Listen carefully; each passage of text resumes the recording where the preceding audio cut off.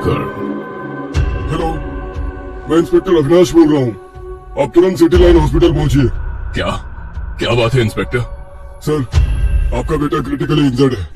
वो हमें सड़क किनारे अचेत और लहूलुहान अवस्था में मिला है। आप तुरंत पहुंचिए। पूरे 7 दिन हो गए। ध्रुव सिंघानिया को होश में लाने की डॉक्टरों ने हर संभव कोशिश की, लेकिन वो बिल्कुल अचेत अवस्था में ही रहा। हम पूरी कोशिश कर रहे हैं सर, लेकिन आपके बेटे का शरीर दवाइयों पर कोई रिएक्शन नहीं दे रहा है। डॉक्टर, जितना पैसा खर्च होता है मैं करूंगा। जहाँ ले जाने को बोलोगे ले जाऊंगा, लेकिन मेरे बेटे को बचा लो। इकलौता बेटा है वो मेरा, इकलौता। सर, बात पैसों की नहीं है। हमारी पूरी टीम पूरी कोशिश कर रही है। 7वें दिन की बात है। रात का समय था। उस रात विक्रांत सिंघानिया और साक्षी सिंघानिया दोनों अपने बेटे के पास ही बैठे थे, लाचार, हताश। इसके दोस्तों का कुछ पता चला क्या? किसी का कुछ पता नहीं चल रहा है साक्षी। उनके घर वाले भी पूरी तरह परेशान हैं। और गाड़ी, वो ट्रेस हुई क्या? साक्षी, गाड़ी का भी पता नहीं चल रहा है। मेरे लोगों से स्पॉट पर भी गए थे, लेकिन ना तो वहाँ बच्चे हैं और ना ही गाड़ी। वाह वाह वाह, just wow dad, just wow. आपने खरीद ली ये जगह? हाँ जी, खरीद ली। तुम्हारी जिद थी ना इसे लेने की। यस डैड, जब से मैंने इस साइट को देखा था तभी से ये मेरे दिल में ऐसे उतर गया था जैसे कि कोई माशूका किसी प्रेमी के दिल में उतर जाती है। तू भी मेरी तरह बातें करता है, बिल्डर विक्रांत सिंघानिया की तरह। आपका बेटा हूँ ना ध्रुव, बहुत जल्दी यहाँ पर रिजॉर्ट का काम शुरू कर दूंगा। अपने करियर में मैंने कई वीरान जगह को आबाद किया है। 8 से 9 महीने में इस जगह का नक्शा बदल दूंगा मैं। Love you dad, love you. ये जगह मेरे दिल के सच में बहुत करीब है, और यहाँ पर रिजॉर्ट बनाने का सपना भी। विक्रांत सिंघानिया कुछ दिन पहले की बात को याद कर रहा था और लगातार रोए जा रहा था। साक्षी की आंखें भी भीगी हुई थी। दोनों लगातार टकटकी लगाए अपने बेटे को देख रहे थे। साक्षी, इतना होपलेस और हेल्पलेस मैंने अपने आप को कभी महसूस नहीं किया, कभी नहीं किया। बचपन में इसे एक छोटी सी चोट लग जाती थी तो दोनों की जान निकल जाती थी। आप कितने सारे डॉक्टर्स की लाइन लगा दिया करते थे, पर आज हमारा बेटा 1 सप्ताह से चुपचाप बेड पर पड़ा हुआ है। यहाँ से इसे ले चलिए ना, यहाँ के डॉक्टर्स कुछ नहीं कर पा रहे हैं। विक्रांत और साक्षी सिंघानिया बातें कर रहे थे, तभी उनकी नजर एकाएक फिर से बेड पर गई। ध्रुव एक बार फिर से बेड पर नहीं था। विक्रांत और साक्षी के दिल की धड़कन तेज हो गई। 2 दिन पहले की घटना साक्षी की आंखों के आगे घूमने लगी। दोनों बाहर भागते हुए गए। ध्रुव का वो कैसे कमरे से गायब हो गया, उनकी समझ से बाहर था, क्योंकि दोनों तो वहीं बैठे हुए थे। अस्पताल में एक बार फिर से हड़कंप मच गया। ध्रुव की खोजबीन शुरू हुई। अस्पताल के सीसीटीवी कैमरे की एक फुटेज खंगाली गई, लेकिन उसका कुछ पता नहीं चला। विक्रम और साक्षी समेत अस्पताल का पूरा स्टाफ टेंशन में था। तभी एक नर्स भागती हुई ध्रुव सिंघानिया के कमरे में आई। सर वो ध्रुव कमरे में ही है। क्या? हाँ सर, वो कमरे में ही है। लेकिन सभी फिर से ध्रुव के कमरे में गए। वहां जाकर उन्होंने जो देखा उसे देखकर सभी की जबान सिल सी गई। ध्रुव सिंघानिया अपने नाखून से खरोच कर अस्पताल की दीवार पर कोई विशालकाय आकृति बना रहा था। उसके नाखून से लगातार खून बह रहा था। अस्पताल के वार्ड बॉय और नर्स ने किसी तरह उसे पकड़ा, लेकिन उनके पकड़ते ही ध्रुव जानवरों की तरह जोर से चिंगाड़ा और उन सबको जमीन पर पटक दिया। तभी ध्रुव के कानों में एक आवाज आई। ध्रुव, तेरा समय पूरा हो गया। तुम लोगों ने मेरे घर में दखलंदाजी की। मैंने कहा था ना, इसका अंजाम मौत है। चल, अब भाग यहाँ से, तेजी से भाग। छत पर जा और वहाँ से छलांग लगा दे। ध्रुव सिंघानिया को रोकने की लाख कोशिश की गई, लेकिन अगले ही पर उसका शरीर पूरी तरह उल्टा हो गया। वो हाथ और पैरों के सहारे उल्टा चलते हुए छत पर पहुंचा, फिर छत से कूद गया। नीचे गिरते ही उसका सिर कई टुकड़ों में बट गया और उसकी मौत हो गई। ध्रुव की वैसी हालत क्यों हुई? उसके सारे दोस्त कहाँ गए? ध्रुव की मौत के बाद ये सारे सवाल अनसुलझे से रह गए। इस घटना के 1 महीने बाद की बात है। सब कुछ कितना खाली लगता है ना साक्षी, ध्रुव के बिना। खाली, सब खत्म हो गया, सब कुछ। साक्षी, खत्म तो सच में हो गया, लेकिन ध्रुव का एक सपना अधूरा रह गया है। उसे पूरा करना है। उसका बहुत मन था रिजॉर्ट बनाने का। उसे वो जगह बहुत पसंद थी। हाँ, जब वो उस जगह को देख कर आया था तो कितना खुश था। उसने रिजॉर्ट की कितनी सारी प्लानिंग की थी। हाँ साक्षी, इसलिए उसके उस सपने को पूरा करना है। मैंने सारी प्लानिंग कर ली है। कल से वहाँ काम शुरू हो जाएगा। अब यही एक गिफ्ट मैं अपने बेटे को दे सकता हूँ, वो भी उसकी मौत के बाद। 2 दिन बाद की बात है। क्या? ये क्या कह रहे हो? सर, जरूर वहाँ कुछ गड़बड़ है। कल से हम उस पीपल के पेड़ों को काटने की कोशिश कर रहे हैं, लेकिन पता नहीं कोई उस पेड़ को काट ही नहीं पा रहा है। जैसे ही कोई उस पेड़ की ओर बढ़ता है, पता नहीं क्या हो जाता है, वो वहीं बेहोश हो जाता है, या फिर कोई शक्ति मजदूरों को उठाकर पटक देती है और फिर वे होश खो बैठते हैं। ये सब तुम क्या कह रहे हो? अरे दूसरे मजदूरों को लगाओ वहाँ। किन कामचोरों को लगाया है? जरूर ज्यादा गर्मी के कारण ऐसा हो रहा होगा। अरे सर, गर्मी कहाँ है? 2 दिन से तो बारिश हो रही है, मौसम पूरा ठंडा हो गया है। सर, और एक बात बतानी थी। ये पीपल का पेड़ कुछ अलग सा है, नीचे से हरा भरा और ऊपर से सूखा हुआ है। विक्रम सिंघानिया ने जो सुना उस पर उसे विश्वास नहीं हुआ। उसने तुरंत गाड़ी निकाली और साइड पर जा पहुंचा। वहां उसने देखा कि उसके कई सारे लेबर बेहोश पड़े हैं। अभिमन्यु, ये क्या हो रहा है? सर, यही तो मैंने आपको बताया। मुझे इस पेड़ में गड़बड़ी लग रही है। अगर इस पेड़ को हटाया नहीं गया तो फिर काम कैसे शुरू करेंगे? ये तो बिल्कुल बीचों बीच है। ठेकेदार अभिमन्यु सिंह की बात खत्म होती उसके पहले विक्रम सिंघानिया ने कुल्हाड़ी ली और उस पीपल के पेड़ को काटने के लिए कुल्हाड़ी चलाई। लेकिन जैसा कि अन्य मजदूरों के साथ हुआ था, उसके साथ भी वही हुआ। वो बेहोश हो गए। तुम भी ना साक्षी, क्या फालतू की बातें कर रही हो? फालतू की बातें नहीं है विक्रम। ऐसा हो सकता है उस पेड़ पर किसी भूत या प्रेत का घर हो। क्या साक्षी? देखो विक्रम, हमने अपना सब कुछ खो दिया है और जो हम करने जा रहे हैं उसी सब कुछ के लिए, यानी अपने बेटे ध्रुव के लिए है। तुम क्या कहना चाहती हो? मैं चाहती हूँ कि काम शुरू होने के पहले वहाँ पूजा पाठ कराया जाए, फिर काम शुरू किया जाए। यार, पूजा तो हमने की ही है। नॉर्मल पूजा से नहीं होगा विक्रम। कोई बहुत बुरी आत्मा है वहाँ, तभी ऐसा हो रहा है। साक्षी सिंघानिया के कहने पर विक्रम ने पंडितों से इस सिलसिले में बात की। सभी ने पूजा और अनुष्ठान पर जोर दिया और 51 ब्राह्मणों के साथ हनुमान चालीसा के 51 पाठ की बात कही। 4 दिन बाद उसी जगह पर सभी ब्राह्मण पहुंचे। पेड़ के चारों ओर लाल मौली बांधी गई, लेकिन मौली बांधने के कुछ ही समय बाद वह टूट गई। कई बार कोशिश की गई पीपल के पेड़ पर मौली बांधने की, लेकिन हर बार वही हुआ। सभी लोग परेशान हो गए। पूरे 7 दिन तक ये प्रक्रिया की गई, लेकिन असफलता ही हाथ लगी। मुख्य पुरोहित चिंता में पड़ गए। उन्होंने हर संभव कोशिश की कि मौली बांधकर अनुष्ठान शुरू किया जाए, लेकिन सारी कोशिशों को कोई बुरी शक्ति बार बार फेल कर रही थी। थक हार कर मुख्य पुरोहित ने अपने गुरुजी से संपर्क किया। मुख्य पुरोहित के गुरुजी उस समय शमशान साधना में लीन थे, इसलिए उनसे संपर्क नहीं हो सका। 15वें दिन मुख्य पुरोहित के गुरुजी स्वयं उस स्थल पर आए। वह बहुत ही पहुंचे हुए और वृद्ध थे। उन्होंने अपनी शक्तियों से मौली को बांध दिया। उसके बाद वहां पर 51 तेल के दीपक रखे गए और उसे जलाने की कोशिश शुरू हुई। लेकिन ये क्या, दीपक जलाने के लिए जैसे ही माचिस की तीली जलाई जाती है, वहां पर आंधी चलने लगती है और माचिस की तिल्ली बुझ जाती है। पूरे आधे घंटे दीपक को जलाने की कोशिश हुई। दीपक जल तो गया, लेकिन कुछ देर बाद ही वे सारे दीपक एक के बाद उलटने लगे।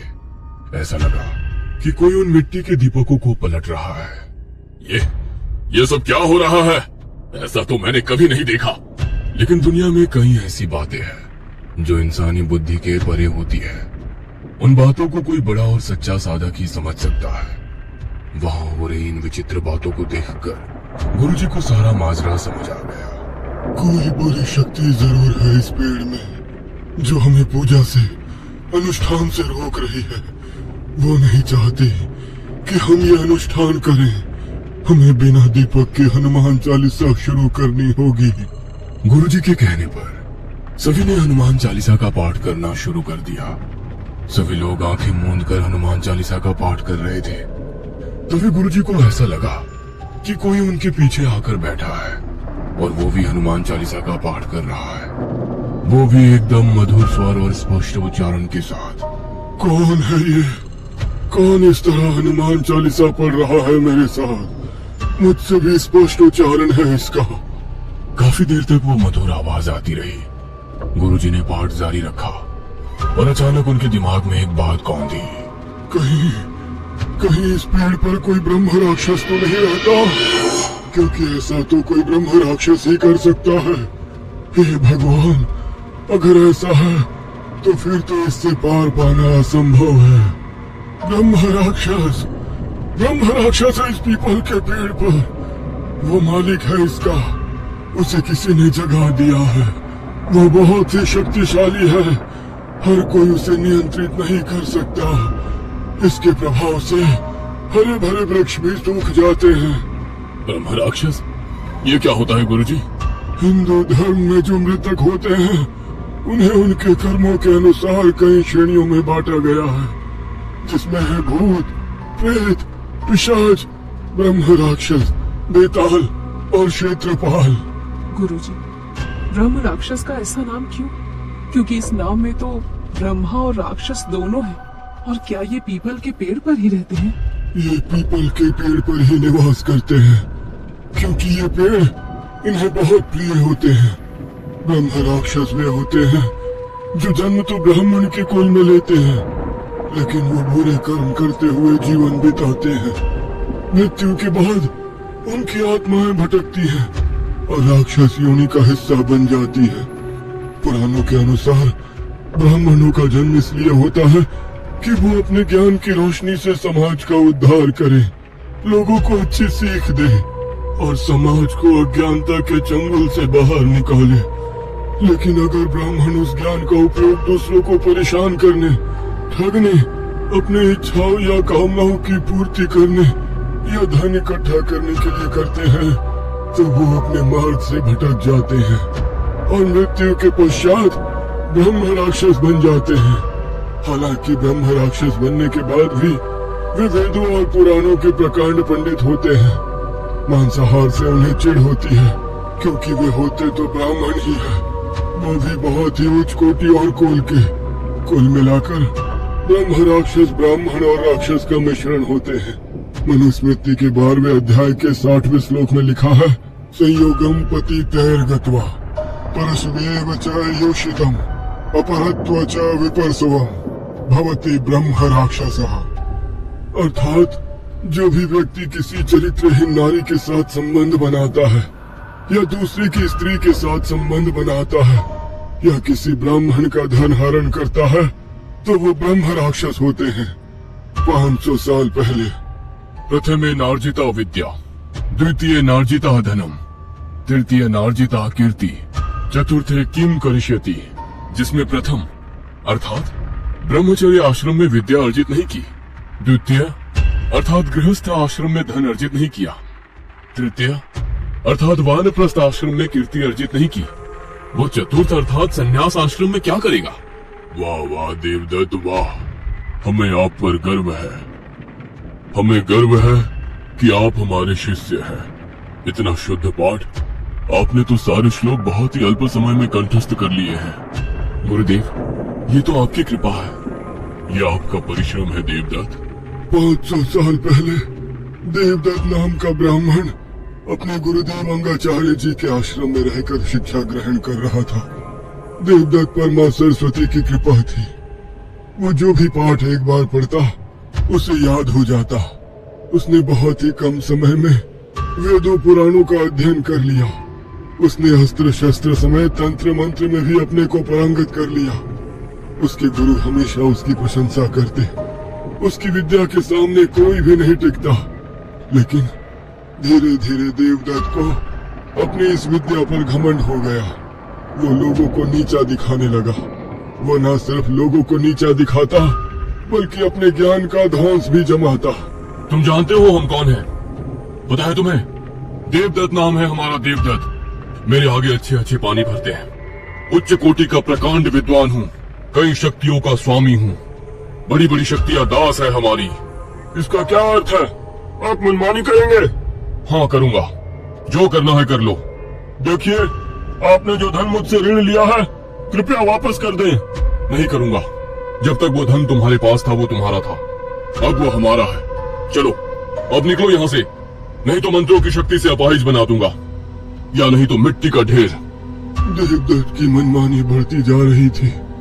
एक बार की बात है, देवदत्त कहीं से वापस लौट रहा था तो उसे नदी किनारे एक विवाहित महिला जिसका नाम विद्या था, वो नहाते हुए दिख गई।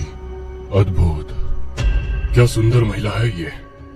इसका रंग दूध की तरह है, इसके काले बाल आसमान में छाए बादलों की तरह दिख रहे हैं। हमें इस स्त्री के सौंदर्य के रसपान की इच्छा हो रही है। देवदत्त ने विद्या को पेड़ की ओट से छिपकर घंटों निहारा। उसे नहाते देखकर उसके रोम रोम में झुरझुरी मच गई। विद्या जब नहाकर बाहर निकली तो देवदत्त ने उसका हाथ पकड़ लिया। कहाँ जा रही हो सुंदरी? कौन हो तुम? तुमने इस तरह मेरा हाथ कैसे पकड़ लिया है? देख नहीं रहे हो मैं एक विवाहित स्त्री हूँ। दिख तो रहा है, लेकिन हमारा हृदय तुम्हें देखकर मचल रहा है सुंदरी। देखो, हमें अपने सौंदर्य का पान करने दो, हमें अपने आलिंगन में भर लो। ये कहकर देवदत्त ने विद्या को बलपूर्वक अपने आलिंगन में लेना चाहा, लेकिन विद्या ने उसके गाल पर थप्पड़ जड़ दिया। मूर्ख स्त्री, तुम्हें पता नहीं तुमने क्या किया है। तुमने सांप के बिल में हाथ डाला है। अब देखो, इस जहरीले सांप का विष तुम्हारे जीवन में क्या उथल पुथल लाता है। देवदत्त अनेक शक्तियों का स्वामी था। उनमें कई शक्तियां मायावी भी थी। उसने उन्हीं मायावी शक्तियों के बदौलत अपना रूप विद्या के पति का बनाया और छल पूर्वक उसका शील भंग कर लिया। लेकिन विद्या को इस बात का पता लग गया। हे ईश्वर, ये क्या हो गया? क्या हो गया हमसे? इतना बड़ा अनर्थ हो गया हमसे। घृणा आ रही है हमें अपने आप से। विद्या इस बात से इतना आहत हुई कि उसने स्वयं को समाप्त करने का निर्णय ले लिया और पहाड़ी की ऊंची चोटी से कूदकर उसने देवदत्त को यह श्राप दिया कि उसने छल से उसका शील भंग करके बहुत बड़ा पाप किया है, इसलिए उसकी मृत्यु भी भयानक होगी और मरते समय वो अपनी सारी विद्या भूल जाएगा। भूल जाएगा वो अपनी सारी विद्या, भूल जाएगा। उसने महापाप किया है, महापाप। शक्तियों का दुरुपयोग किया है उसने। विद्या की मृत्यु के तीसरे दिन ही देवदत्त जब हर दिन की तरह नदी में स्नान करने गया तो उस दिन कई सारे मगरमच्छों का झुंड उसकी तरफ बढ़ गया। अचानक से इतने मगरमच्छों को देखकर देवदत्त को बहुत आश्चर्य हुआ। ये इतने सारे मगरमच्छ यहाँ कहाँ से आ गए? मैं तो हर दिन यहाँ स्नान करता हूँ। कोई बात नहीं, अभी इन्हें बताता हूँ। देवदत्त मगरमच्छ को देखकर हैरान था और उनसे पार पाने की कोशिश करने ही वाला था कि उसके पहले ही मगरमच्छों ने उसके टुकड़े टुकड़े कर दिए। हालांकि देवदत्त ने मगरमच्छों से बचने के लिए अपनी विद्या, अपने मंत्रों को याद करने की बहुत कोशिश की, लेकिन वो असमर्थ रहा। मुझे कुछ याद क्यों नहीं आ रहा? मेरी सारी शक्तियाँ, मेरी मायावी शक्तियाँ, मेरे मंत्र, मेरे तंत्र, अरे ये क्या हो गया? मुझे क्या हो गया है? मृत्यु के बाद अपने बुरे कर्मों के कारण देवदत्त ब्रह्म राक्षस बन गया। विक्रम बेटे, ये देवदत्त ही है जो इस पीपल के पेड़ पर निवास कर रहा है। बेटे एक बात और, इसे तुम्हारे बेटे और उसके दोस्तों ने जगाया है, इसीलिए इसने सभी को मार दिया। क्या? इसने ही ध्रुव को मारा? इसने ही उसके दोस्तों को मारा?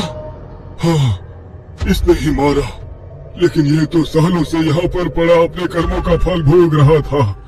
500 साल से ये भटक रहा है, इसे तुम्हारे बेटे ने जगा दिया।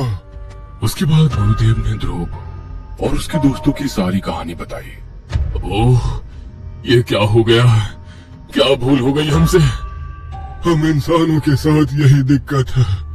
सारी जमीन पर हम अपना कब्जा चाहते हैं, लेकिन हमें पता नहीं होता कि ये सब कुछ जो हमें मिलता है वो बहुत थोड़े समय के लिए मिलता है। दूसरा, हम कोई भी जमीन बिना समझे खरीद लेते हैं, उस पर निर्माण शुरू कर देते हैं। ऐसा कतई नहीं करना चाहिए, खासकर जिस जगह पर पीपल का पेड़ है। क्योंकि 100 में से 80 जगह यह संभावना होती है कि उस पेड़ पर ब्रह्म राक्षस हो। गुरुदेव, अब क्या किया जाए? कैसे इस ब्रह्म राक्षस से मुक्ति पाई जाए? हम इससे लड़ नहीं सकते, क्योंकि इसके पास इतनी ताकत है कि ये दुनिया का नाश कर दे। बस हमें इसे मुक्ति दिला सकते हैं, इसे शांत कर सकते हैं। इसके लिए हनुमान चालीसा और भगवत गीता का लगातार पाठ करना होगा कई दिनों तक, जब तक इसकी मुक्ति ना हो जाए। मुक्ति के बाद इसका एक मंदिर यही बनाना होगा, इसी पेड़ के नीचे। गुरुदेव के कहने पर हनुमान चालीसा और भगवत गीता का पाठ शुरू हुआ। जैसे जैसे पाठ होता, वो ब्रह्म राक्षस वहां आकर स्वयं पाठ करने लग जाता। सभी लोग उसके स्वर को सुनकर मंत्रमुग्ध हो जाते। हमें अपना पाठ जारी रखना है, छोड़ना नहीं है, करते रहना है लगातार। 128वें दिन की बात है। मंत्र पाठ के बीच आज उस ब्रह्म राक्षस की आवाज किसी को सुनाई नहीं दे रही थी।